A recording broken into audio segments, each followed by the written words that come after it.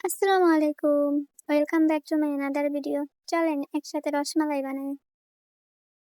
আমি ইউটিউবে একটা ভিডিও দেখে এটা বানানোর ট্রাই করতেছিলাম। আমি সেম টু সেম করার ট্রাই করছি।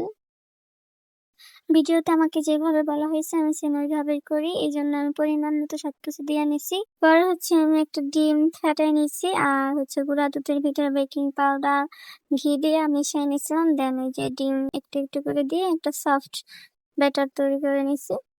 পরে ভিডিওতে যেভাবে বলছে আমি সেম টু সেম ওইভাবেই করছি।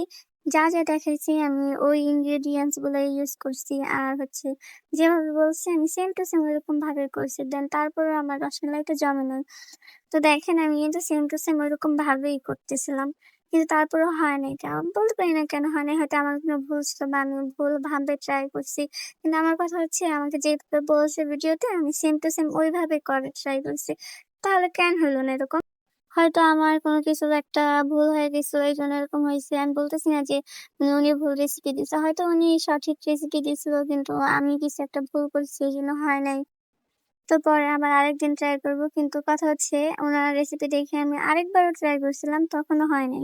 আমি ওই রেসিপিটা দেখে আরেকবারও করার ট্রাই করছিলাম কিন্তু এবার হয় নাই। আর ওইবার ভাবছিলাম যে হয়তো আমার কোনো ভুল ছিল এইজন্য হয় নাই। এইবার তো আমি কোনো ভুল করি নাই। এবার সেম টু সেম যেভাবে দেখাইছে ওইভাবে করার ট্রাই করছি। কিন্তু এবার আমি অনেক আশা নিয়ে ট্রাই করছি। অনেক খুশি ছিলাম যে না এবার সেম টু সেম হয়তো হবে। দেন এই যে দেখেন আমি কত কষ্ট করে সবকিছু করলাম। এই যে রসমালাই শেপগুলা দিয়ে নিতেছিলাম। সবকিছু ঠিকঠাকই ছিল। পরে যখন আমি দুধটা জাল করে এই রসমালাই শেপগুলা দিতেছিলাম তখন নষ্ট হয়ে যায়। বিশ্বাস করেন আমি অনেক কষ্ট পাইছি। আমি অনেক আশা নিয়ে ট্রাই করতেছিলাম যে না এবার হয়তো হবে। আরেকবার ভুল হইছে রেখে কি হইছে? এবার আমি কোনো ভুল করি নাই। আমি তারপর বলতে পারি না যে কেন এরকম হইলো? আমার কাছে রান্নাতেও আবেগ কাজ করে। কারণ অনেক পরিশ্রম করার পরেও যখন কেউ বলে যে না রান্নাটা অনেক মজা হয়েছে, তখন সব পরিশ্রম, সব কষ্ট নিমেষেই দূর হয়ে যায়। আর এত আশা নিয়ে কিছু করার পরে ওইটা যদি নষ্ট হয়ে যায়, তার থেকে কষ্টের তো আর কিচ্ছু হইতে পারে না। এইজন্য আমি বলতেছি না যে আপু ভুল রেসিপি দিছে। মানে হয়তো আমারই কোনো ভুল হইতে পারে।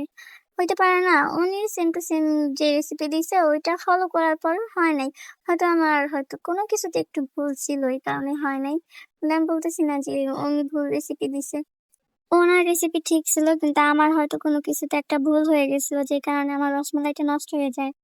এই তো দেখেন আমি সবগুলো রসমালাই বানায় নিয়েছিলাম। মানে এই পর্যন্ত আমার মনটা অনেক ভালো ছিল যে না বানাইতেছি এবার হয়তোবা কোনো কিছু নষ্ট হবে না। অনেক শখ ছিল বানানোর। আমি ট্রাই করছি। আগেও একবার ওইবার হয় নাই। তো এবার অনেক আশা নিয়ে সবকিছু সেম টু সেম করে তারপরে আমি ট্রাই করতেছিলাম। এই যে দেখেন কত সুন্দর করে শেপগুলা দিয়ে নিয়েছিলাম। অনেক খুশি ছিলাম। পরে এই পর্যন্ত আমার মনটা অনেক ভালো ছিল। দেন এই যে দেখেন আমার ভুলটা কোথায় ছিল। আমি একটু কালারটা ভালো করার জন্য ক্যারামেল করে নিয়েছিলাম। ভাবছিলাম যে ক্যারামেল করে দুধটা দিলে তারপরে কালারটা অনেক সুন্দর হবে। এইটাতেই হয়তো আমার ভুল ছিল। এই যে তারপরে আমি ক্যারামেলের ভিতরে দুধটা দিয়ে জাল করে উঠতে লাগিয়েছি পরে তারপরে আমি রসমালাই শিটগুলো দিয়েছি।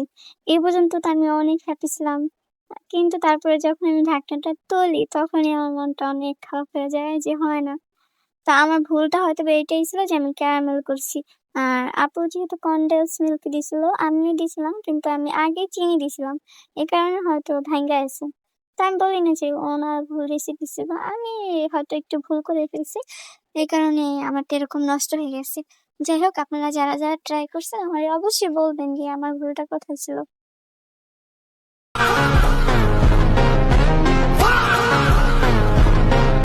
এই পর্যায়ে আইসা তো আমার অবস্থা পুরাই খারাপ। আমি অনেক কষ্ট পাইছি।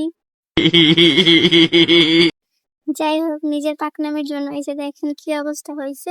ইনশাল্লাহ পরের বার আর এরকম হবে না। আর আপনারাও অবশ্যই আমাকে বলে যাবেন যে আমার ভুলটা কোথায় ছিল।